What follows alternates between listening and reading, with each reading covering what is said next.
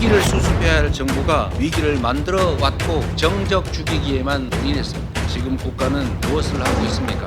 대한민국의 주인은 국민인데 윤석열 정부는 국민을 거부합니다. 개인적인 성공과 출세를 위한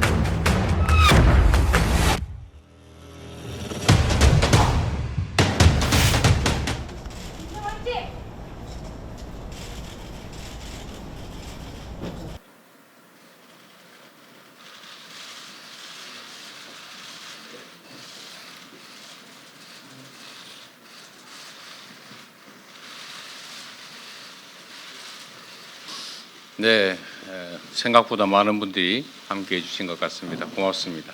존경하는 국민 여러분, 그리고 당원 여러분, 제가 병실에 누워 있을 때 태안의 한 가족이 삶을 포기했습니다. 9살 딸 투병으로 인한 경제적 고통을 더 이상 감당할 수가 없었기 때문이라고 합니다. 저는 불의의 사고에도 많은 분들의 도움으로 무사히 살아 돌아왔습니다. 그러나 지금 이 순간에도 한숨 짓고 눈물 흘리면서 생사를 고민하는 분들이 계십니다. 이분들의 손을 누가 잡아주겠습니까? 윤석열 정부는 임기 초부터 지금까지 꾸준하게 초부자 감세를 추진해 왔습니다. 초부자 감세로 경제가 성장할 것이라면서 있지도 않은 이른바 낙수 효과를 내세웠지만 실제 현실은 어떻습니까? 성장은커녕 막대한 세수 결손만 초래하고 재정 부족에 따른 서민 지원 예산 삭감, R&D 예산 대규모 삭감을 불러왔습니다. 대한민국의 주인은 국민인데 윤석열 정부는 국민을 거부합니다. 국회가 국민의 의지를 반영해서 통과시킨 법들은 압도적 국민의 의지와는 달리 대통령의 거부권에 저지됐습니다. 엄동설안에 오체투지하며 진상규명을 호소하는 이태원 유가족들의 간절한 바람은 끝내 외면당했습니다. 상명하복에 익숙한 검찰 정권의 필연적 결과입니다. 국민 소통을 강화하겠다며 대통령실을 용산으로 옮겼지만 불통만 강화됐습니다. 그 대신에 고소, 고발, 압수수색이 난무하면서 언론의 검열은 강화되고 있습니다. 방송 장악을 위한 방통위, 방심위의 파행적 운영은 현재 진행형입니다. 초저출생 해결과 정책 대전환을 위해서는 치러지는 이번 총선은 그 어느 때보다 중요합니다. 경제를 죽이고 평화를 죽이고 민주주의와 사람을 죽이는 이 죽임의 정치를 끝내고 사람과 경제, 평화와 민주주의, 희망과 미래를 살리는 살림의 정치를 복원해야 합니다. 이번 총선에서 반드시 승리해 윤석열 정부가 불러온 이 국정 위기를 극복해 나갈 것입니다.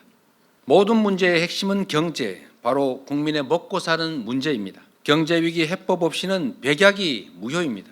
민주주의는 깨어있는 시민의 행동으로 더 단단하고 더 크게 성장합니다. 국민을 위한 정치도 우리 국민들께서 두 눈 부릅뜨고 요구해야 가능합니다. 국민과 함께 대한민국의 비전과 희망, 미래를 반드시 되찾겠습니다. 고맙습니다. 정수현 기자라고 합니다. 우선 대표님께서 아까 그 출생 기본소득을 제안하시면서 필요하다면 대학 등록금 포함 교육비에 대해 과하다 싶을 정도의 지원책을 만들어야 된다고 하셨는데요. 좀 구체적인 어떤 내용인지 여쭙고 싶고요.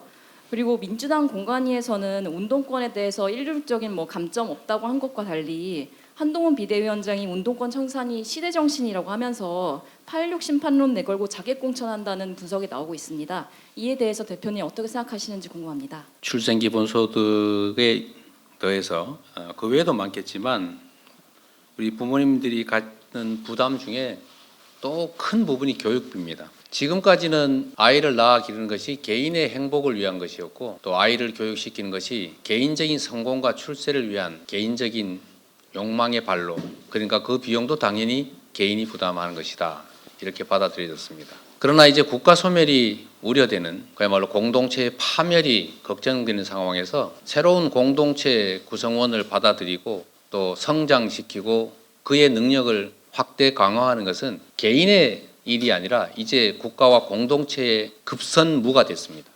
너 자신이 살아남기 위해서 각자 능력껏 더 나은 훈련 돈 들여서 하고 좋은 무기 각자 더 구매하고 이런 식으로 가면 안 되는 것 당연하지 않습니까? 대표가 되신 지도 이제 1년 반 정도가 되셨는데 좀 1년 반 정도 지나면서 좀 가장 큰 성과가 어떤 건지 좀 말씀을 해주시면 좋을 것 같고요.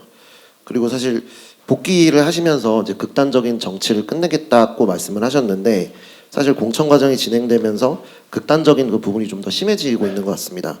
양극화된 정치를 끝내기 위한 대표님만의 어떤 보관이 있는지 좀 궁금합니다. 옷을 갈아입을 때마다 거울에 비친 이 목의 흉터가 자꾸 끔찍하게 자꾸 느껴지기도 합니다. 와이셔츠 깃이 없었으면 어떤 결과가 났을까 하는 그런 생각이 자꾸 얼핏 나는 것도 일종의 트라우마일 수 있겠습니다만 우리 국민들께서 삶의 현장에서 겪는 그 고통과 그 번민에 비하면 뭐 그리 큰 일이겠느냐라고 위안 삼습니다. 관심 가져주신 데 그리고 도와주신 데 대해서 다시 한번 감사드립니다. 취임 제가 대표가 돼서 낸 성과가 뭐냐 그건 뭐 제 자신이 평가하기는 적절치 않은 것 같고 결국 그게 이번 총선 결과로 드러나지 않겠는가라고 생각합니다. 정치인이 이런 성과라고 하는 것은 결국 국민들의 삶과 또 국가의 미래를 얼마나 개선했느냐 또는 퇴행을 얼마나 효율적으로 잘 막아냈느냐라는 것도 아니겠습니까? 그 평가는 결국 국민의 눈높이에서 우리 국민들께서 하시는 것이고 그것은 결국 선거로 표현될 것으로 생각합니다. 최선을 다하도록 하겠습니다. 극단적 정치, 지금 우리 사회에 적대감이 넘쳐나고 있습니다. 기본적으로 사회는 갈등합니다. 각자가 이익을 추구하고 또 이해관계가 충돌하기 때문에 갈등은 필연적이죠. 이 갈등을 조정하는 것이 바로 정치의 역할입니다. 이 갈등을 조정하고 이해관계를 조정하고 또 대화와 타협을 통해서 일정한 합의에 만족하지는 못하지만 수용할 수 있는 합의에 이르는 것, 이게 바로 정치의 본연의 역할 아니겠습니까? 여기서 대전제는 상대의 의견도 옳을 수 있다. 내 의견은 맞고 상대의 의견은 틀리다가 아니라 다르다. 그리고 권한을 가진, 즉 국민의 선택을 받은 권력자는 바로 이 이해관계 조정, 갈등 완화, 국민 통합, 공동체 통합, 이게 가장 큰 일인 것입니다. 후보일 때는 특정 세력을 대표하겠지만 대표가 된 후에는 모두를 대표해야 되는 것 아닙니까? 하다못해 동창회에서도 신림동파, 봉천동파 나뉠 수 있는데 그러나 동창회장이 되면 봉천동이든 신림동이든 신도림동이든 가릴 필요 뭐 있겠습니까? 그래서는 안 되는 것이죠.